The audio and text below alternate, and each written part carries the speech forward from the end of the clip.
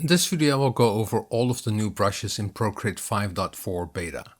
You can watch part 1, 2 and 3 on my YouTube channel. The links are in the description.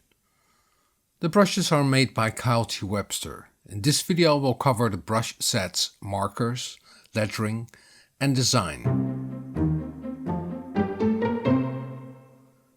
Because it's still in beta, the brushes may change. I'm testing this on an iPad Pro 12.9 inch with a standard Apple Pencil, so I cannot show you the hover function or the barrel roll function.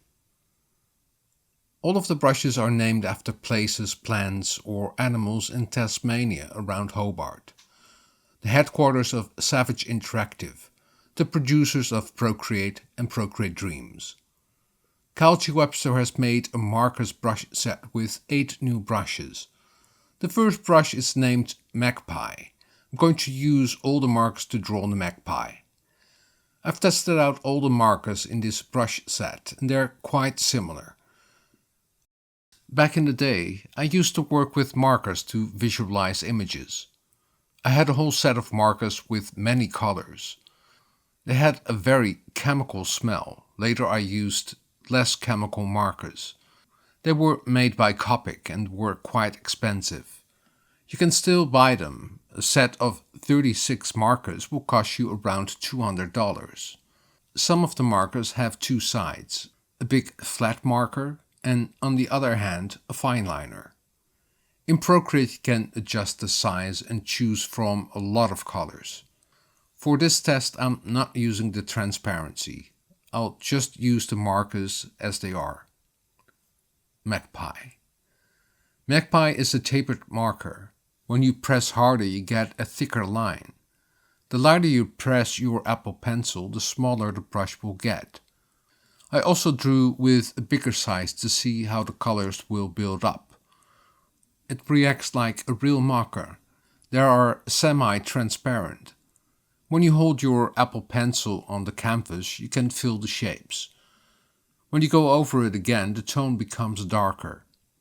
When you apply other colors, they will bleed into the other colors, just like working with watercolors. But markers are more aggressive. You need to start out with a light color and slowly build it up. The next marker is called Apsley, named after a national park in Tasmania. This marker has a flat shape and a lighter grain.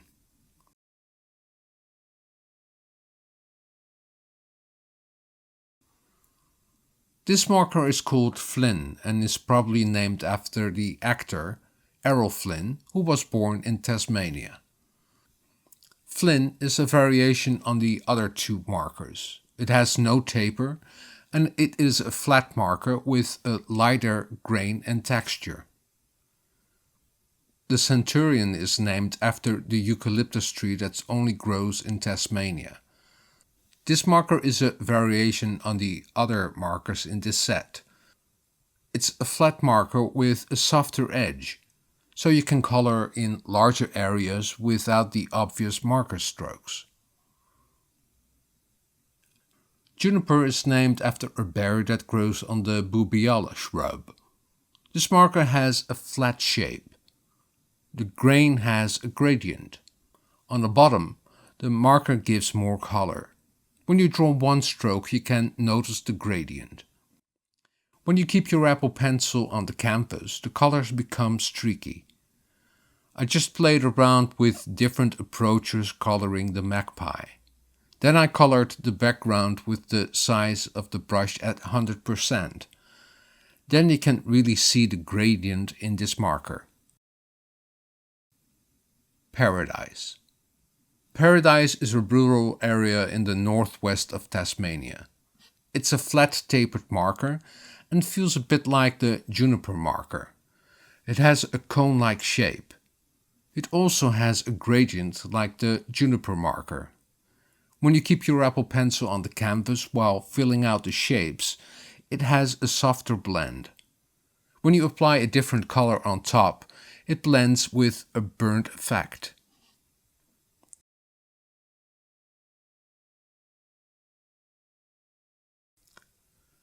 Tiger is named after the extinct Tasmanian tiger.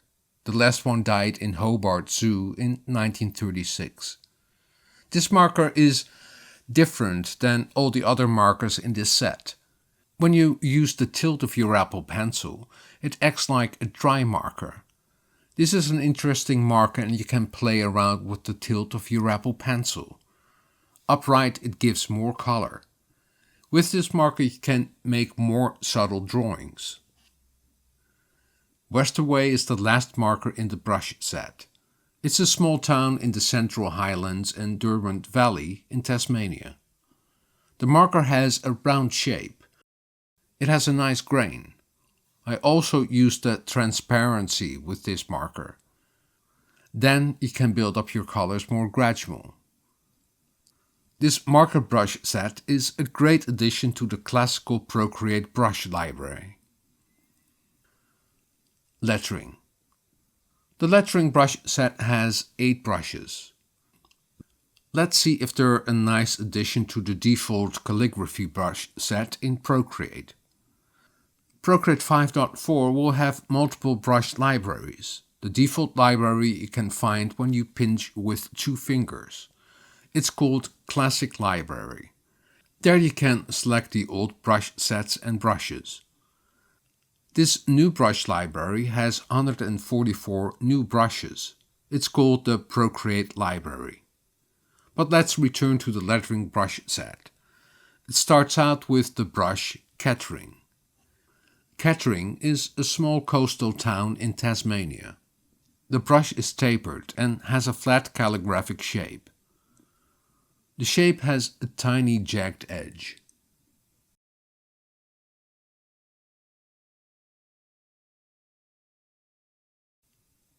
Lorikeet is named after the native bird, the musk lorikeet. This brush has great texture with calligraphic properties.